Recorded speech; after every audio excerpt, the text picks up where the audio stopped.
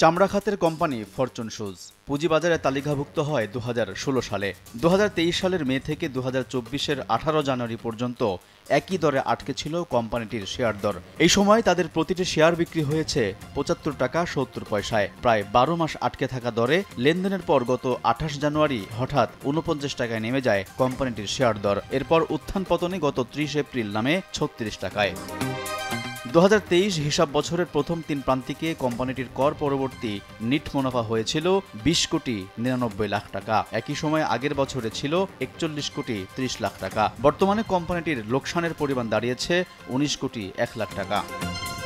শুধু এই কোম্পানিটি নয়, পুঁজিবাজারে চামড়া খাতের 6 কোম্পানির মধ্যে কোনোটির অবস্থাই ভালো নয়। বিনিয়োগকারীরা বলছেন, অর্থনীতিতে সম্ভাবনাময় খাত হলেও রুগ্ন শেয়ার বাজারে ভালো করতে পারছে না নানা সমস্যায় জর্জরিত চামড়া খাত। চামড়া খাতেও যাইয়া যারা কম বেশি বিনিয়োগ করছে ভালো করতেছে না। ইপিএস ভালো না, অ্যাপ ভালো না, এইসব শেয়ারগুলা মনে করেন যে বাড়ে, আর ভালো শেয়ারের কোনো এগুলা বাড়ে না। যেহেতু সালমা শিল্পটা একটা বাংলাদেশের সম্ভাবনাময় একটা দিক আছে, সেহেতু পুঁজিবাজারে কিছু সালমা শিল্প কোম্পানি লিস্টিং হতে পারে। বিকাশে কম খরচে ক্যাশ আউটের লিমিট বেড়ে 50,000, প্রিয় এজেন্টও 2টা।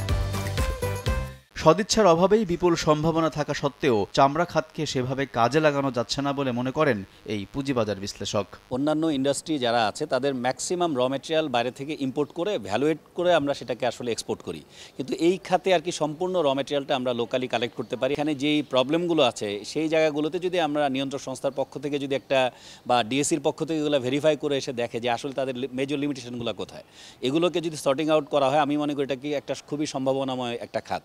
বাজারে পতন ঠেকাতে গত বুধবার দরপতনের সর্বনিম্ন সীমা 3% বেঁধে দেয় নিয়ন্ত্রণ সংস্থা বিএসইসি। তারপরের দিনই সূচক কমে 60 পয়েন্ট। চলতি সপ্তাহে ঢাকার শেয়ার বাজারে সবকটি সূচকের পতন হয়েছে। 3 কার্যদিবসেই ডিএসইর প্রধান সূচক 31.19 পয়েন্ট কমে অবস্থান করছিল 584.64 পয়েন্টে। এই 3 দিনে বাজার মূলধন হারিয়েছে 41,813 কোটি 61 লাখ টাকা। আলতাফ হোসাইন, সময় সংবাদ, ঢাকা।